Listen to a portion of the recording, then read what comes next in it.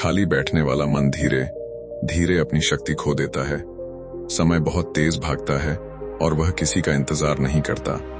जो लोग बैठकर अवसर का इंतजार करते रहते हैं वे जीवन भर इंतजार ही करते रह जाते हैं, जबकि जो लोग उठकर चल पड़ते हैं, मेहनत करते हैं, कुछ नया सीखते हैं, वही जीवन को अपनी इच्छानुसार मोड़ देते हैं। खाली बैठना भीतर की आग को बुझा देता है, पर कार्य में लग जाना उस आग को फिर से जगा देता है। जब आप अपने दिन में कोई छोटा सा काम भी शुरू करते हैं, सीखना, लिखना, सोचना, बनाना, तो आपका मन एक नई ऊर्जा से भर जाता है। जीवन का एक सरल सत्य है, जो व्यक्ति अपनी राह पर चलते रहते हैं उनके लिए राहें खुद बनती चली जाती हैं। इसलिए कभी खाली मत बैठो, कुछ न कुछ करते रहो, क्योंकि जो आज तुम करोगे वही कल तुम्हारी किस्मत बनेगा। चलिए इसे और अच्छे से जानते हैं। एक दिन समित बुद्ध के पास आया और बोला, भंते, मैं साधना करता हूँ, नियम भी पालता हूँ, पर भीतर बेचैनी रहती है। कभी कभी लगता है कि मन किसी खोखले कमरे जैसा हो गया है, न कोई दिशा मिलती है, न कोई उत्साह। बुद्ध मुस्कुराए। उन्होंने समित को अपने पास बैठाया और बोले, समित, जगत का हर कण गतिशील है।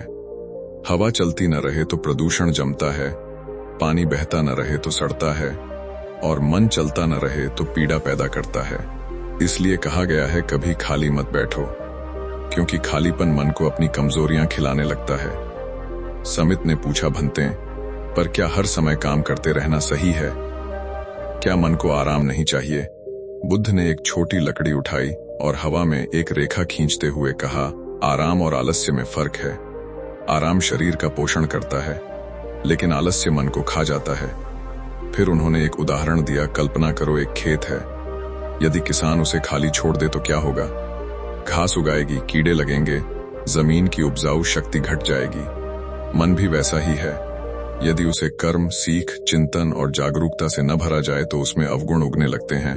क्रोध, ईर्ष्या, भय, भ्रम, शंका, हीन भावना सब। समित गंभीर हो गया। बुद्ध आगे बोले, खाली बैठना मन को कमजोर बनाता है। जब तुम निष्क्रिय होते हो तुम अपनी ही कल्पनाओं के शिकार बन जाते हो। छोटी छोटी बातें भी तुम्हें हिलाने लगती हैं, लेकिन जब तुम कर्म करते हो, किसी का भला, कोई साधना, कोई अभ्यास, कोई सीख, तो मन स्थिर हो जाता है, दिशा पाता है। बुद्ध ने अपनी बात को और स्पष्ट करने के लिए एक और कथा कही। एक बार एक चक्की थी जो कई वर्षों तक अनाज पीसती रही। जब घर के लोगों ने नई चक्की खरीद ली, पुरानी चक्की को एक कोने में रख दिया। कुछ महीने बाद उन्होंने देखा कि उस चक्की में जंग लग गया है, लकड़ी टूटने लगी है, धूल जम गई है। वह चक्की जब चली थी तब मजबूत थी, पर जब उसे छोड़ दिया गया वह टूटने लगी। यह संसार का नियम है, जो चलता है वही चलता रहता है, जो रुकता है वह टूटता है। ये कहते हुए बुद्ध ने समित की ओर देखा, इसलिए कभी खाली मत बैठो। यदि कर्म न हो सके तो दया करो, यदि दया न हो सके तो ध्यान करो, यदि ध्यान न हो सके तो सीखो, यदि सीख न हो सके तो अपने विचारों को शुद्ध करो, पर मन को खाली मत छोड़ो। खाली मन ही सबसे बड़ा शत्रु है। समित की आंखें खुलने लगी थीं। उसे पहली बार लगा कि उसकी बेचैनी का असली कारण उसका खालीपन था। वह समझ चुका था कि शरीर का विश्राम आवश्यक है, पर मन का आलस्य विनाशकारी है। वन में हल्की धूप छनकर जमीन पर गिर रही थी। हवा धीमी थी और आसपास के पेड़ बिल्कुल शांत। अपनी शिक्षा सुनने के बाद भी समित के मन में एक प्रश्न बार बार उठ रहा था। वह बुद्ध के सामने हाथ जोड़कर बोला, भंते, मैं समझ गया कि खाली बैठना मन को कमजोर कर देता है, लेकिन यह बताइए मैं अपने समय को कैसे भरूं? क्या करूं कि मन व्यर्थ विचारों में न उलझे? बुद्ध ने उसकी आंखों में गहराई से देखा। उनकी दृष्टि में वह करुणा थी जो मन को छूकर भीतर तक उतर जाती है। बुद्ध बोले, समित, समय को भरने का अर्थ यह नहीं कि तुम हर क्षण भागते रहो। समय को भरने का अर्थ है उसे अर्थ देना, उसे दिशा देना, उसे उपयोगी बनाना। और ऐसा करने के लिए मैं तुम्हें 4 अभ्यास सिखाऊंगा। समित ध्यान से बैठ गया। पहला अभ्यास, श्वास की सजगता। बुद्ध ने अपनी हथेली जमीन पर रखी और बोले, समित, जब मन खाली होता है वह भटकता है, और भटकता मन सबसे पहले श्वास पर नियंत्रण खोता है। इसलिए हर दिन कुछ समय अपनी श्वास को देखो। कुछ मत करना, केवल देखना कि श्वास कैसे भीतर आती है और बाहर जाती है। फिर बुद्ध ने उदाहरण दिया, जैसे एक चरवाहा अपने झुंड पर निगरानी रखता है, वैसे ही तुम अपनी श्वास पर निगरानी रखो। मन तुरंत वर्तमान में लौट आएगा। वर्तमान में लौट आया मन कभी खाली नहीं होता। समित ने आंखें बंद कर कुछ क्षण श्वास को देखा। उसका चेहरा धीरे धीरे शांत होने लगा। दूसरा अभ्यास कौशल का विकास। बुद्ध ने कहा, खाली मन वह है जिसके पास कोई उद्देश्य नहीं, जो अपने भीतर कुछ नया सीखने की आग नहीं रखता। इसलिए हर मनुष्य को प्रतिदिन कुछ सीखना चाहिए, चाहे छोटी चीज ही क्यों न हो। एक नया शब्द, एक नया विचार, एक नया कौशल या कोई नई समझ। फिर बुद्ध मुस्कुराए, सीखना मन की खाद है। जहां खाद है वहां खरपतवार नहीं उगते। समित ने इस बात को तुरंत पकड़ लिया। उसे लगा कि सचमुच उसके जीवन में नया सीखना बहुत कम था और यही उसकी बेचैनी को जन्म देता था। तीसरा अभ्यास करुणा का कार्य। बुद्ध ने तीसरी बात समझाते हुए कहा, समित, खाली बैठा हुआ व्यक्ति स्वयं में ही उलझ जाता है। उसकी सारी ऊर्जा मैं के चारों ओर घूमने लगती है और जहां मैं बढ़ता है वहां दुख जन्म लेता है। इसलिए हर दिन किसी एक जीव के प्रति करुणा दिखाओ। किसी की मदद करो, किसी को सांत्वना दो, किसी को मुस्कान दो, किसी को सुरक्षा का भाव दो। बुद्ध ने हाथ उठाकर जोड़ा, जहां करुणा है वहां खालीपन टिक नहीं सकता। समित के चेहरे पर हल्की आभा उभरी।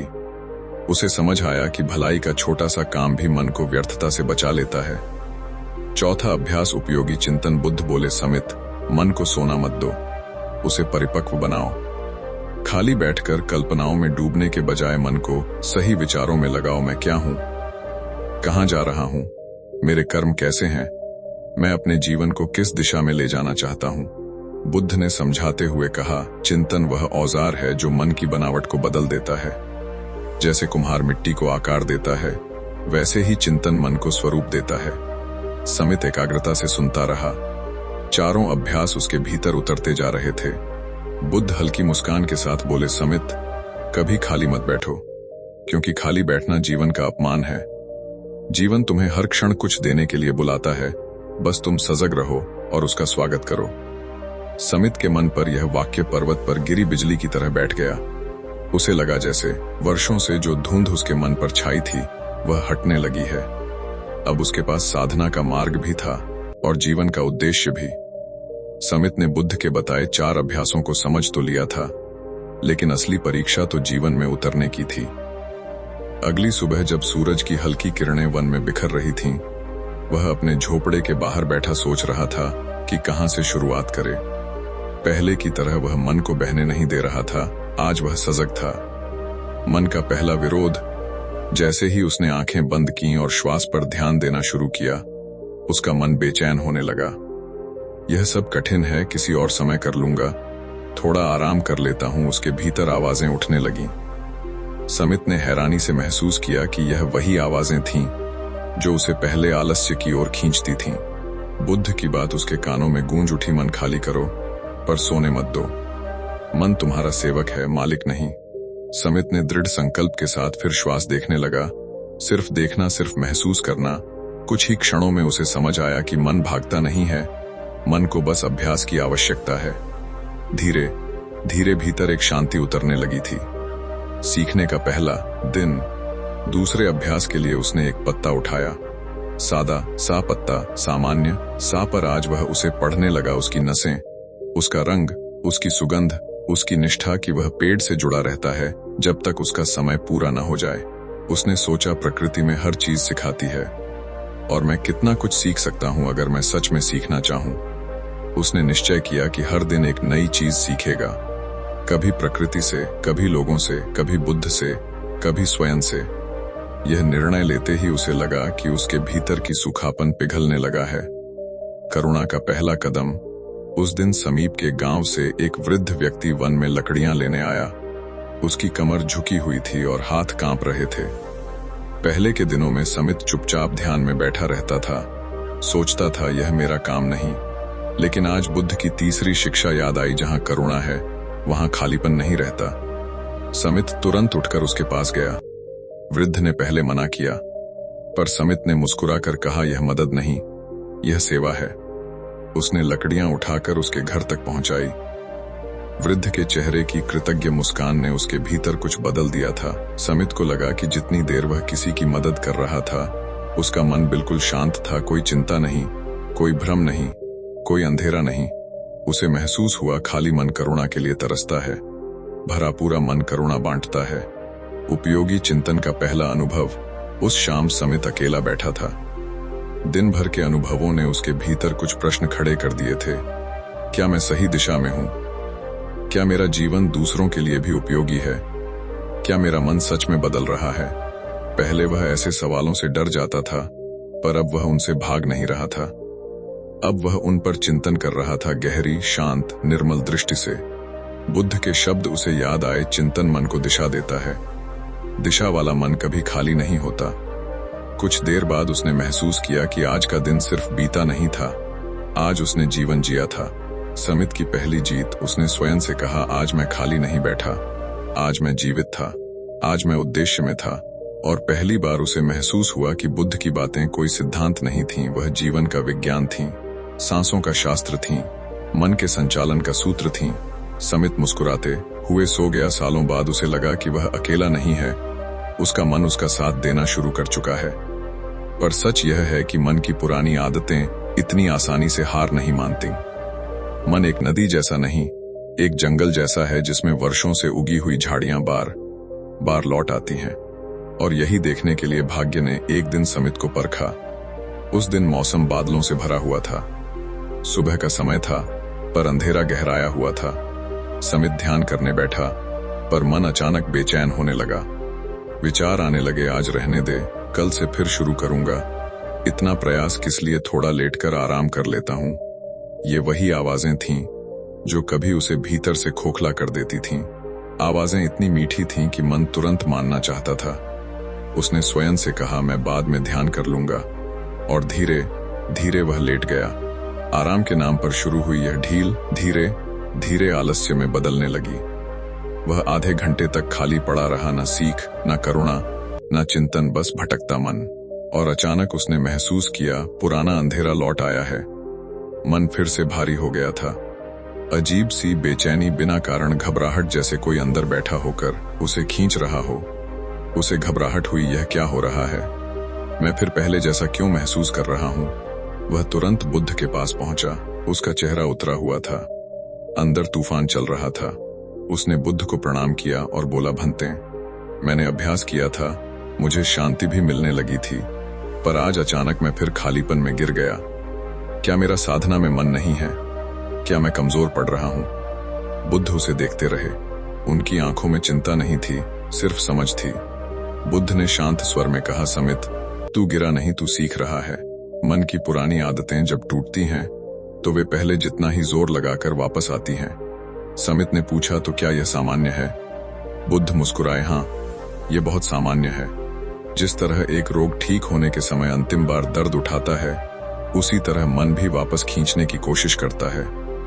बुद्ध ने पास में पड़ी एक सूखी लकड़ी उठाई और बोले, समित, खालीपन खुद नहीं आता, खालीपन एक द्वार मांगता है, और वह द्वार है आलस्य की पहली ढील। जब तूने कहा, आज के लिए छोड़ दूं, तभी द्वार खुल गया। मन ने अवसर देखकर हमला कर दिया। बुद्ध ने आगे कहा, मन को खालीपन में गिराने वाली सबसे पहली चीज है छोटी ढील।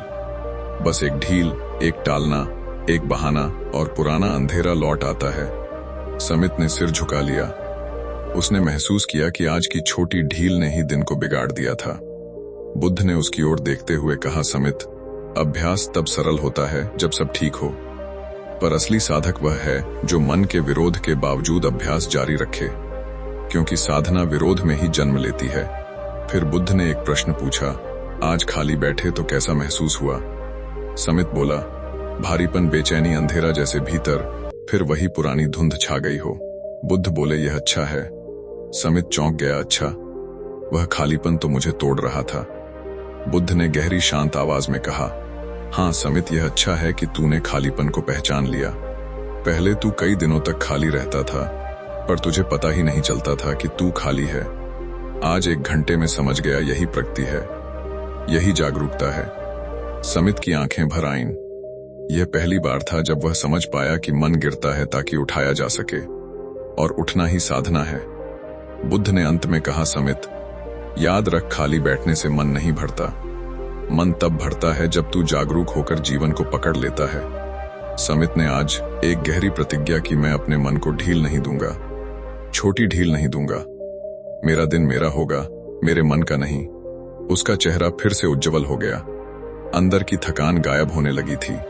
पुरानी आदतें अभी जीवित थीं, पर अब समित भी जाग गया था, और यही जागना उसकी पहली असली जीत थी। समित की साधना अब गहराई पकड़ रही थी। मन कभी कभी विरोध करता, कभी पुरानी आदतें लौट आती, पर अब वह हर बार संभल जाता था। लेकिन जीवन की राह हमेशा सरल नहीं होती। साधक के लिए अंतिम परीक्षा हमेशा सबसे कठिन होती है। और एक ऐसा ही दिन उसके जीवन में आया। एक सुबह जब समित नदी किनारे बैठा था, अचानक गांव की दिशा से तेज चीखें सुनाई दी। लोग भाग रहे थे। चारों ओर अफरा तफरी मची थी। समित भी दौड़ा और उसने देखा एक घर में अचानक आग लग गई थी। लपटें तेज थीं, धुआं आसमान को निगल रहा था। अंदर एक स्त्री और उसका छोटा बच्चा फंसा हुआ था। गांव वाले डर के कारण आगे नहीं बढ़ पा रहे थे। समित के भीतर एक क्षण के लिए पुरानी कमजोरी उठी, मैं क्या करूं? मैं अकेला क्या फर्क डाल दूं? यह मेरा काम थोड़े हैं। 5 महीने पहले का समित होता तो डर कर किनारे खड़ा रहता, पर आज उसके भीतर बुद्ध का वाक्य गूंज उठा, कभी खाली मत बैठो। कर्तव्य सामने हो और मन चुप रहे तो वह मन मृत है। उसने बिना सोचे घर के अंदर छलांग लगा दी। धुआं आंखों में भर गया था, पर उसने स्त्री और बच्चे को पकड़कर बाहर निकाल लिया। गांव वाले स्तब्ध थे। उस स्त्री की आंखों से लगातार आंसू बह रहे थे। समित के हाथ जले हुए थे, चेहरा धुएं से काला, पर मन एक अजीब उजाले से भरा हुआ था। उसने महसूस किया, जब मन उद्देश्य के साथ चलता है तो भय उसका कुछ नहीं बिगाड़ सकता। कुछ घंटे बाद गांव शांत हो गया। समित भी थककर पेड़ के नीचे बैठ गया, पर तभी मन ने धीरे से फुसफुसाया, तूने बहुत कर लिया, अब थोड़ा आराम कर। अब साधना की जरूरत क्या है? लोग भी तो तुझे हीरो मान रहे हैं। यह आवाज बहुत मीठी थी, बहुत खतरनाक, क्योंकि यह गर्व का बीज लेकर आई थी। समित घबरा गया। उसे लगा कि वह अंधेरे से निकलकर अब दूसरे अंधेरे में फंस रहा है, अहंकार के अंधेरे में। उसी पल उसने निर्णय लिया कि वह बुद्ध के पास जाएगा। बुद्ध के सामने पहुंचते ही उसने सारी बात बता दी। बुद्ध शांत होकर सुनते रहे, फिर बोले, समित, तूने आज आग से किसी की रक्षा की, यह साहस है, पर इससे मन फूल जाए यह मूर्खता है। समित ने सिर झुका लिया। बुद्ध आगे बोले, मन को खाली बैठने से जो कमजोरी मिलती है, उसी प्रकार प्रशंसा से उसे नशा मिलता है। दोनों ही खतरनाक हैं। मन या तो आलस्य से गिरता है या अहंकार से, और दोनों से बचने का एक ही तरीका है, कार्य में स्थिरता। समित ने पूछा, कार्य में स्थिरता? बुद्ध ने समझाया, समित, जब तुम अपने कार्य को न पुण्य समझकर करते हो, न प्रसिद्ध समझकर, सिर्फ कर्तव्य समझकर करते हो, तभी मन स्थिर होता है। जो कर्म बिना परिणाम की इच्छा के किया जाए, वही मन को बचाता है, वही मन को साधता है, वही मन को खालीपन से बचाता है।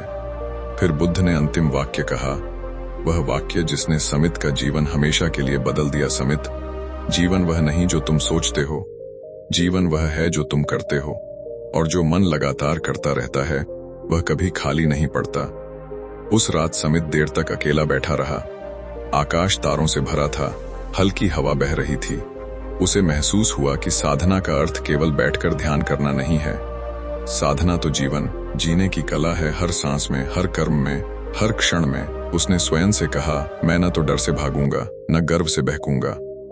मैं करूंगा क्योंकि करना मेरा धर्म है, और जब तक मैं करता रहूंगा मैं कभी खाली नहीं रहूंगा। उसका मन अब स्थिर था, गहरा था, मजबूत था। उसे अब समझ आ गया था, खाली बैठना सिर्फ समय की बर्बादी नहीं है, यह मन को उसी पुराने अंधेरे में भेज देता है जहां से निकलने में वर्षों लग जाते हैं। आज पहली बार समित सच में मुक्त हुआ था, अपने मन से, अपने डर से, अपने अहंकार से। और वह मुस्कुराया, धीरे, शांत, निर्मल मुस्कान, क्योंकि उसे अब जीवन का मार्ग मिल गया था।